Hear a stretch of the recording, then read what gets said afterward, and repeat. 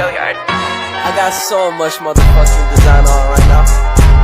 Break it down, bring it back, make it clap. I got 3 old thoughts, new block, wear that thing. Bitches on my line, and you know. Assalamualaikum warahmatullahi wabarakatuh. Hai semuanya, perkenalkan nama saya Sabita Adila Zaratun Fuada dari kelas 10-3 SMA Negeri 1 Sumberjo. Di sini saya akan menjelaskan mengenai sejarah terbentuknya Pancasila dan proses perubahan Undang-Undang Dasar 1945 dari awal hingga sekarang.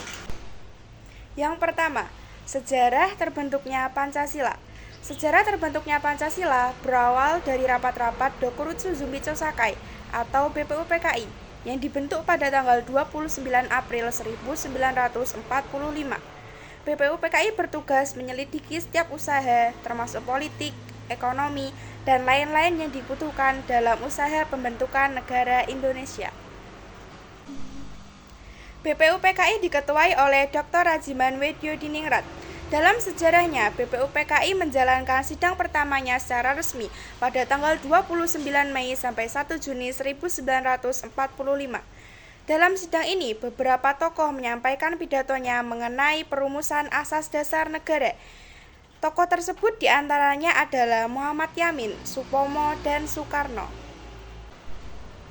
Muhammad Yamin berpidato pada tanggal 29 Mei 1945, merumuskan 5 asas dasar negara, yaitu peri kebangsaan, peri kemanusiaan, peri ketuhanan, peri kerakyatan, dan kesejahteraan rakyat.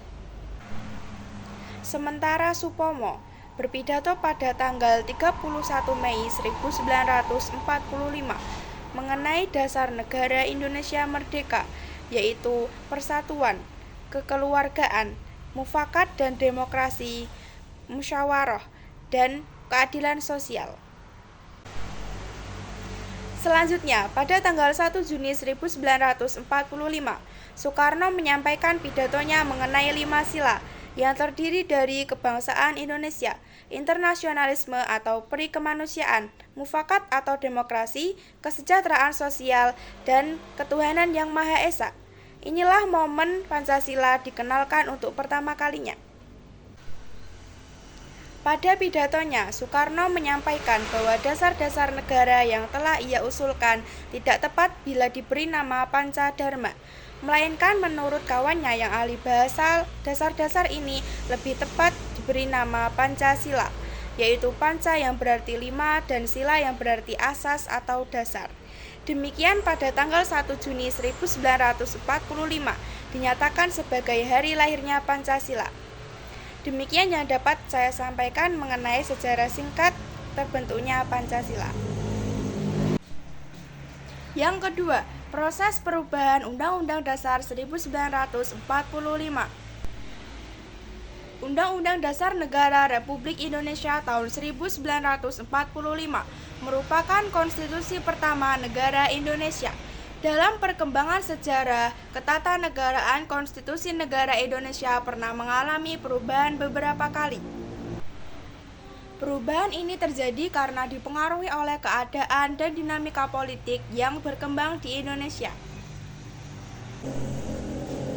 Proses perubahan Undang-Undang Dasar Negara Republik Indonesia tahun 1945 dari awal sampai sekarang melewati 4 periode.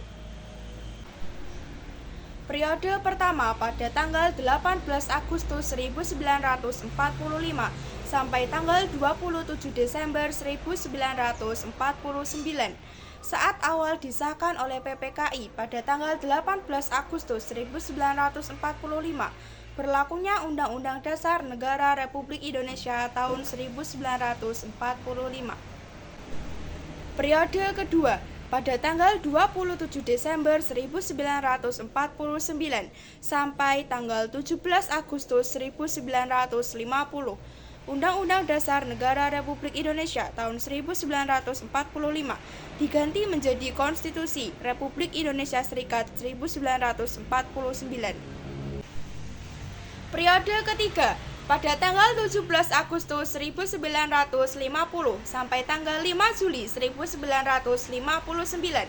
Konstitusi Republik Indonesia Serikat 1949 diganti menjadi Undang-Undang Dasar Sementara 1950. Periode keempat, pada tanggal 5 Juli 1959 sampai sekarang, Undang-Undang Dasar Sementara 1950 diganti berlakunya menjadi Undang-Undang Dasar Negara Republik Indonesia tahun 1945.